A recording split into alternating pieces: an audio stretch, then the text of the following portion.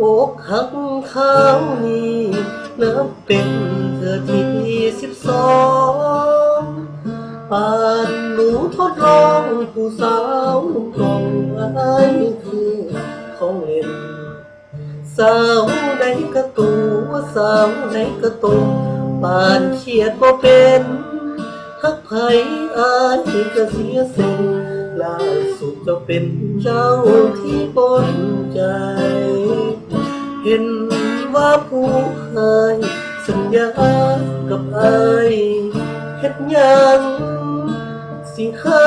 บ่จางคนเด้น้องนางเคยเว้ากับอายลงเจ้าแล้วโลกก็บินแซวป่าแล้วกินไก่12 คนที่เดินผ่านไปเพื่อไว้กับ